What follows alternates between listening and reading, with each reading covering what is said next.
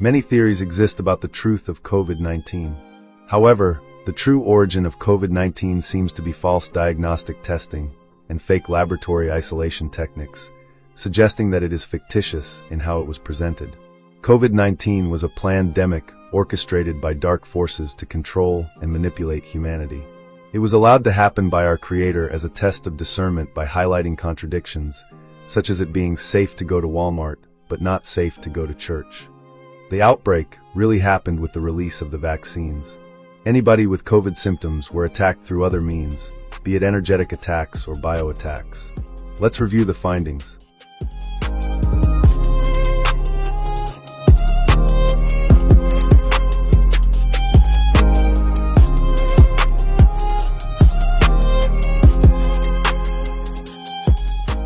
Several lines of evidence suggest that the COVID-19 narrative was supported by falsified or manipulated data, and that a natural viral pandemic did not actually occur. Multiple sources argue that mortality data was manipulated by relabeling common causes of death as COVID-19. Dr. Denny Rancourt notes that seasonal respiratory deaths magically disappeared during the COVID period, replaced in official statistics by COVID deaths. If you look by cause at seasonal respiratory condition deaths, then magically those deaths disappeared during the COVID period. So I'll be using a dashed vertical line to represent the date at which the COVID period was announced by the World Health Organization. And in this slide here, this line is the end of the official COVID period. And so those kinds of deaths disappeared. And they were replaced by, among other things, what they called COVID deaths, okay? Similarly, Dr. Judy Mikovits claims that the mortality seen in early 2020 was actually influenza, averaging 4,000 deaths per week. That was covered up and relabeled as COVID-19 to drive the narrative. John Cullen told us it was all about the influenza that was injected, just as Tony Fauci promised President Trump, or promised the American people on 60 Minutes, the Sunday before the 2016 election. Promised, you'll see, it was always influenza. 4,000 deaths a week starting in January of 2020. It was, and all covered up. And now doctors actually believe the lie that we stopped influenza. Oh, we stopped the flu thanks to the masks, and we're going back there again if people don't understand this. So every word was true. How did I feel? Not for a second. And to this day, I struggle with it. I could not believe they would simply murder millions of innocent people, including my husband, and deny and perpetrate a lie when we have absolute proof, as we know from Ryan Cole, everybody's work, that it was the shot that caused the deaths we're seeing now, that Ed Dowd's reporting, that everybody's reporting. They murdered more millennials than the entire 10-year Vietnam War, 25 to 44. This is Ed Dowd's work in his book. The narrative was reportedly sustained through the misuse of diagnostic tools. The PCR test was completely bogus for detecting what appears to be the imaginary SARS-CoV-2, a virus that was never proven to exist.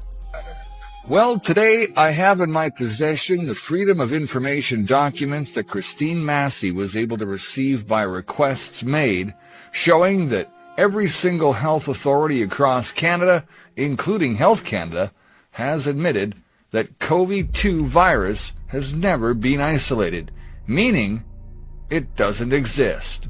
You're familiar with the testing. That's the nasal swab. They take this big 4 to 6 inch swab. They jam it down your nose. It's according to PhD Nobel Prize winning scientist Carrie Mullis, who's the doctor that created the PCR test. If you blow that PCR sample size up big enough, you can see almost anything on any body.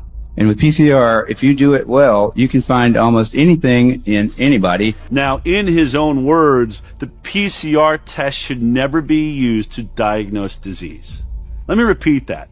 The man who created the PCR test said this test should never be used to diagnose disease. It is simply a tool to find if there's even a fragment of an illness inside of somebody. The big laboratories in the United States and across the globe, and I know because I've spoken to almost all of them, the PCR testing is done at 37 to 45 amplifications, which is going to cause a 97% false positive or more. Even Anthony Fauci said himself that anything you find beyond 33 cycles in a PCR test, meaning you've amplified it 33 times, probably is not infectious material. If somebody does come in with 37, 38, even 36, you got to say, it's just dead nucleotides, period. Yet when we looked in the United States of America at everybody using all of the testing facilities, and New York Times did this too, all the testing facilities that were doing PCR tests, they were running them for 45 cycles. The New York Times even put out a story, and I'm going to quote a little bit of what they said. There's glitches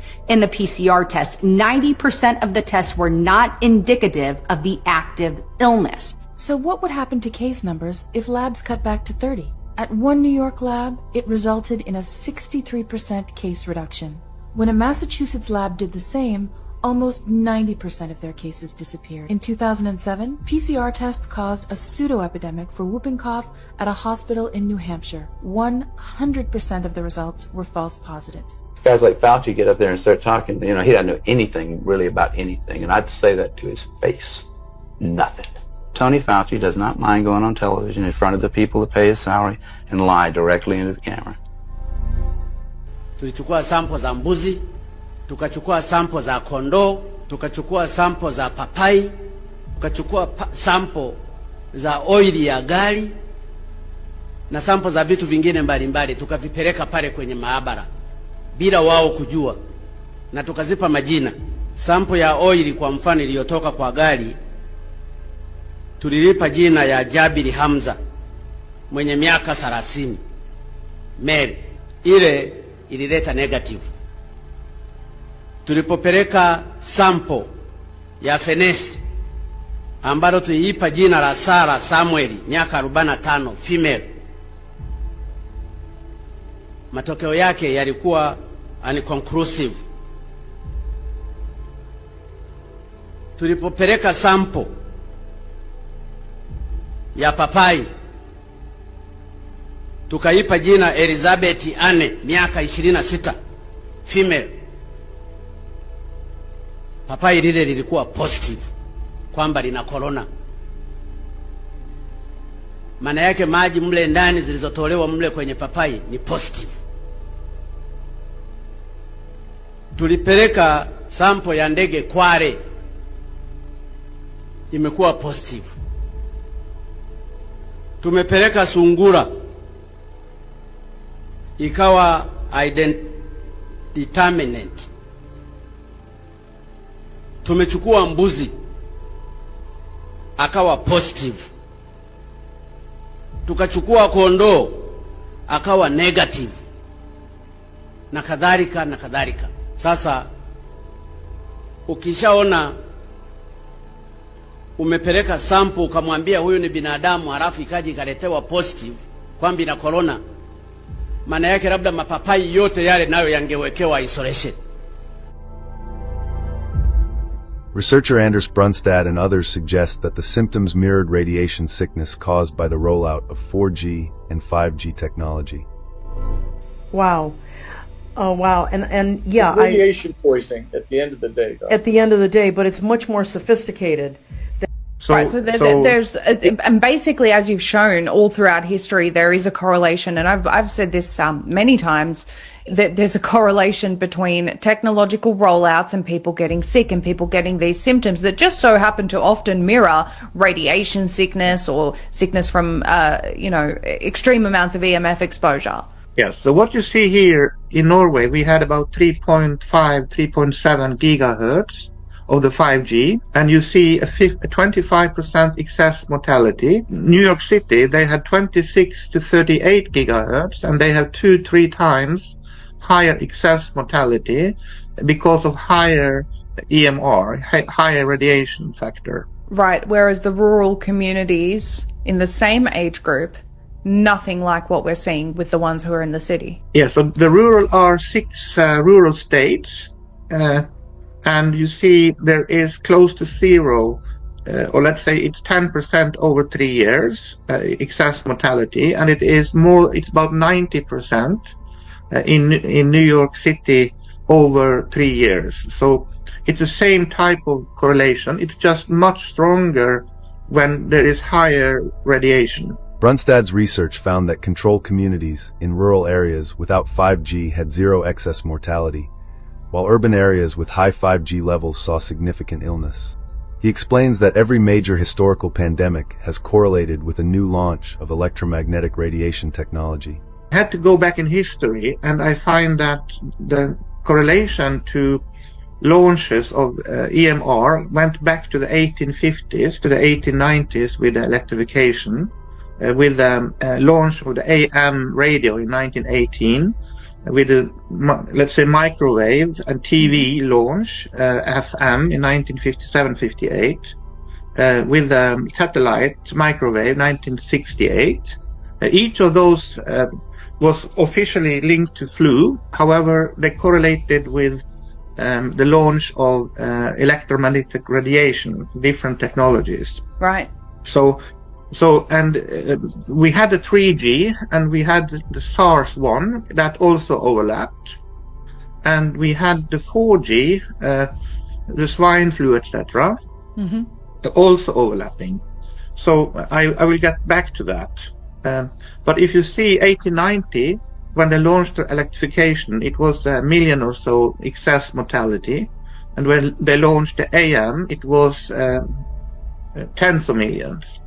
According to many creditable sources, the COVID-19 pandemic is described as a covert operation, a scam, or a perfectly timed psyop designed to mask a massive project of premeditated murder and human detransformation. Rather than a natural outbreak, these experts argue that the real pandemic consists of the injuries and deaths caused by the vaccines, which were used to install synthetic infrastructure into the human population. Todd Callender explains the virus and subsequent shots were actually installation software intended to build graphene oxide antennas and nanostructure platforms inside human bodies. These are allegedly designed to turn humans into cloud computing nodes or tech slaves that interact with the 5G system, assuming they live long enough for that to happen. This is the patent for nanostructure platform for cellular interfacing and corresponding manufacturing process. Look down here, take a look at the dates, 2020. The status is active. You can see the anticipated expiration is 2038. Abstract, the invention relates to a platform for cellular interfacing, comprising at least one nanoprobe based on nanowires, each of which comprises a conductive end intended to be in contact with a cell. According to the invention, such a platform comprises at least one field effect transistor, referred to as nano-FET, placed at a predetermined distance from said nanoprobe. All of this technology, all of it is in the COVID test. So it said that it's a nanoprobe based on nanowires. It also says field effect transistor known as nano-FET. Right down here you'll see COVID-19 detection via silicon nanowire field effect transistor. And it was talking about probes because PCR probes are labeled DNA, RNA molecules used in real-time PCR to detect and quantify specific DNA sequences by generating a fluorescent signal only when they bind to their target. And just like this paper says, nanomaterials in PCR, exploring light-to-heat conversion mechanisms and microfluidic integration. Right here, it tells you that it's used for amplifying amounts of DNA and RNA into different tissues and blood and so on. So they use nanoparticles such as carbon nanotubes, graphene, quantum dots, gold. And in this paper says that FET is for interfacing. It's a biocyber interface. Looking at the classifications, ion-sensitive or chemical field effect transistors involving nano-sized elements, nanotubes, nanowires. We have nanotechnology for interacting, sensing, or actuating, quantum dots as markers in protein assays or molecular motors. Right down here you'll see manufacturing methods specially adapted for producing sensors for in vivo measurements, which is in the body, characterized by the manufacture of electrodes. Boom, this paper right here. Rapid microelectrode array sensors for SARS-CoV-2 and other RNA viruses. Yeah. Detecting, measuring, or recording bioelectric or biomagnetic signals of the body or parts thereof. Nanowire, nanosheet, or nanotube semiconductor bodies oriented parallel or substrates. You can read the rest of those if you would like. The domain states the present technique relates to the fields of nanostructures and more particularly nanostructures intended for capturing biological phenomena. More particularly, the present technique relates to a platform for measuring and stimulating neural type cells or even cardiomyocytes, and more generally to any type of cell from which it is conceivable to capture an electrical or electrophysiological activity, which may be cultures, disassociated cells, neurons, cardiac muscle cells, etc., organ tissue cultures, or tissue slices, and all that. You can read the rest. Now, if you take a look at the highlighted area right here, it gives an example of a neural probe sensor array. Yes, you can pause if you would like to read that. So as with most patents, it goes into very detailed explanations about how it works, how they make it, all that. I will leave a description, a breakdown of the patent. But let's look at the patent citations. The patent citations mean they're related to the present invention in one way or another. You'll see lipid nanotube or nanowire sensor, nanobioelectronics. Look at this. Biosensor chip, nanobelt based sensors right here. Radio frequency devices based on carbon nanomaterials. Graphene FET devices. Molecular sensors and associated methods were decided by. Well, first and foremost, I believe that you're vindicated in every way. I did see Mike Adams' analysis on this, but I've seen others as well. In fact, Dr. Mahaus, who you mentioned before, has also analyzed these and comes to the same conclusion independently that this is not made of organic material. It's inorganic. It's I think silicon in a large part, amongst other things. Metals are absolutely in there. And the purpose of it is as an antenna.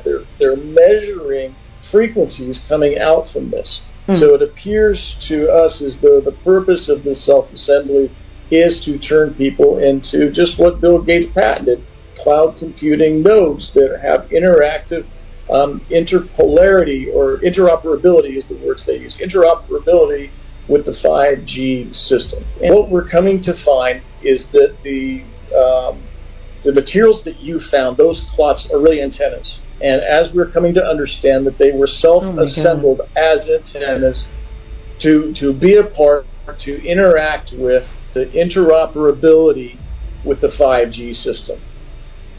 Oh, there's more. Okay, I mean, is that? I'm always analyzing. Is this to get like to kill off a big bunch of the population and then leave the residuals as slaves, easily controllable? You're involuntarily becoming a bio. You're a cloud computing node. You are a tech slave, right? That's your job. Is they will use you for computational duties, right? In fact, Bill Gates' patent talks about using cloud computing nodes, human cloud computing nodes, for the purpose of mining Bitcoin. That was a stated purpose. And by the way, the patent that I made reference to, lo and behold, who's the assignee? It has a boatload of inventors. Who is the assignee? The one who actually has the patent? The United States of America, as represented by the Secretary of the Department of Health and Human Services. Wow. Centers for Disease Control and Prevention. Philippe, I just want to put to you quickly, and I'll just tell you what Michaela says. Can an unjabbed person that is shedding after being exposed to a jabbed person further shed onto other unjabbed people? I would presume it is possible because we've seen that with children in classes, in playgroups, and in preschool, where unjabbed people who were shedded on then passed on the graphene cells to other children. Wow. So yes, it is quite possible. We've seen it with kids. Also, thousands of women across social media, women who had not been vaccinated, began reporting sudden, severe menstrual abnormalities, heavy bleeding, missed periods, and agonizing cycles, occurring specifically after proximity to vaccinated individuals. These reports grew so numerous they coalesced into My Cycle Story, a platform dedicated to documenting these disruptions in women who had previously enjoyed decades of regularity. Quote, My Cycle Story is an independent research study that assesses and analyzes the incidence of women's menstrual irregularities following the distribution of the COVID-19 vaccine. The Science Department at Children's Health Defense, CHD, is working with My Cycle Story, a team of researchers, physicians, statisticians, and data analysts, to study the fertility issues and menstrual irregularities that have transpired after the rollout of the COVID-19 vaccine. In April 2022, CHD's Senior Director of Science and Research, Brian Hooker, PhD, CHD's Science and Research Analyst and Administrator, Heather Ray, and former CHD Fellow Sue Peters, co-authored the peer-reviewed research study, COVID-19 and the Surge in Decidual Cast Shedding, published in the Gazette of Medical Sciences. COVID-19 and the Surge in Decidual Cast Shedding is the first of 3 intended peer-reviewed studies that continue to open the conversation and give women a voice about the complex and problematic reproductive issues and menstrual irregularities that have profoundly increased since the distribution of the COVID-19 vaccine. These sources provide several staggering estimates for global deaths linked to the vaccines and the broader technological rollout. Dr. Denny Rancourt reports that there were 31 million excess deaths globally during the first 3 years of the declared pandemic. He calculates that 17 million of those deaths are directly associated with the vaccine rollouts. Researcher Anders Brunstad provides a higher estimate, suggesting approximately 132 to 140 million global deaths between the launch of 4G and 2025. He attributes about 80 to 90 million of these excess deaths to the period following 2020. And now we move on globally to see what happened globally on the planet. We had 125 countries with sufficient data, and so this is the kind of intensity map we see for the excess mortality, and we see a north to south gradient in North America as you go through towards poverty, coming down, and you see a large gradient of that type in Europe from west to east. It's very clear, even though there's some heterogeneity, there's a very clear gradient moving west to east as you enter the former Eastern Bloc and Russian countries with more health challenges throughout their lives and so on. This is how you analyze the data in this study of many countries. This is the case for Germany. And then we do what's called hierarchical cluster analysis to try and see, as a function of time, which countries are behaving similarly. And we find 3 major clusters that are distributed on the countries that we had data for in this way. And in green, that cluster, New Zealand, Australia, Japan, Canada, and some others, are countries that have excessive, really exceptional, persistent mortality as you move into the later years. So globally, what we found was 31 million deaths. If you take that 0.39% on the basis of the population of the 125 countries projected globally, it would mean that there were 31 million excess deaths in the first 3 years of the declared pandemic. And so at the same time, there was vaccination. We saw a lot of associations in time between the vaccine rollouts and excess deaths, and we have calculated that that would correspond to an association of 17 million deaths. So 17 million of the 31 would be associated with the vaccines.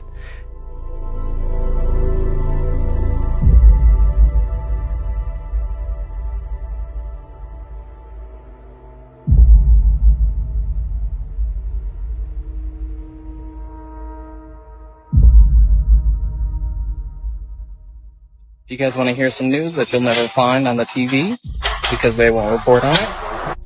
Well, here you go. This is Jovenel Moïse, former president of Haiti, was assassinated July 7th, 2021. This is John Magufuli, the former president of Tanzania, who died March of 2021. This is Hamed Bakayoko, the former president of the Ivory Coast, died March of 2021. This is Pierre Nkurunziza, former president of Burundi. He died June of 2020. This is Ambrose Dlamini, the former president of Swaziland. Died in December of 2020. This is Andry Rajoelina, the president of Madagascar, who recently overcame an attempt of assassination on his life. And if you're asking yourself, what do all these men have in common? They were all against and forbid COVID vaccination coming into their country.